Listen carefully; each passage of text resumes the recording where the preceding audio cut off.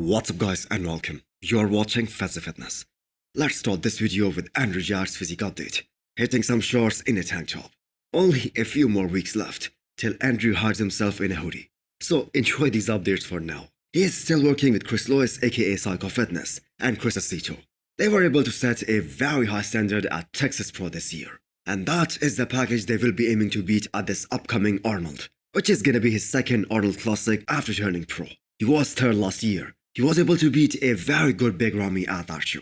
So I don't think there is a scenario in which Andrew doesn't finish in the top 3, especially if he is on. At this point, we are pretty much certain that the battle for the title will be between Hadi Choopan and Samson Dauda.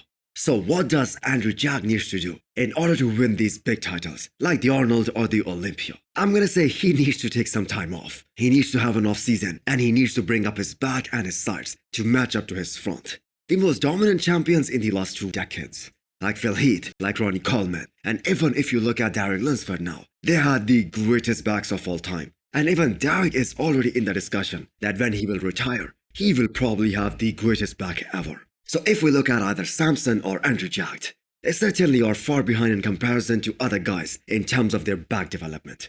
At the Arnold Classic, we will have 2 similar physiques, Andrew Jack and Samson Dauda as the 2 tall guys, 2 very wide guys, and 1 completely different physique in the form of Hadi Choopan. So it is gonna be very interesting call out for the top 3. Next up is a classic physique update specifically from the 3rd best bodybuilder in the world right now. A guy who loves to compete and he stays shredded year round.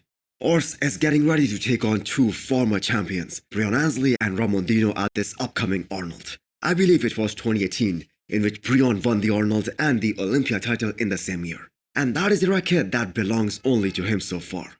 So it is gonna be exciting to see him back on the stage again with a lot more confidence now that he has more room to play with in terms of his weight cutoff. And although he did not improve in placings from 2022 to 2023, but his overall look was vastly improved. So how does Urs beat these 2 men? The focal point is and always will be his back and his biceps. He is quote-unquote the most classic guy in that lineup. Probably the closest to Chris Bumstead in terms of structure. But Ramon and Breon Ramon are just way too good for him, especially from the back. And their arms are also way too strong for Urs. So I wanted to cover this thread a few days ago, highlighted by Michael Daboul. The IFBB seriously needs to look into this. How could there be 5 classic physique Olympia qualifiers on the same weekend? That's right, 5 of them in July.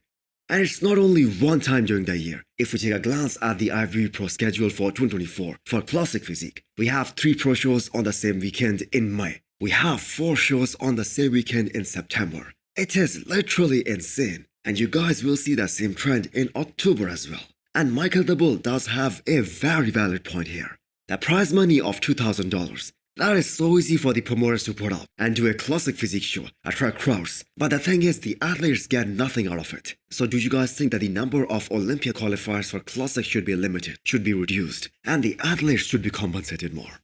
Then let me know in the comments below. And hit the thumbs up button if you liked the video. And smash the subscribe button if you wanna come back for more. Thanks for watching.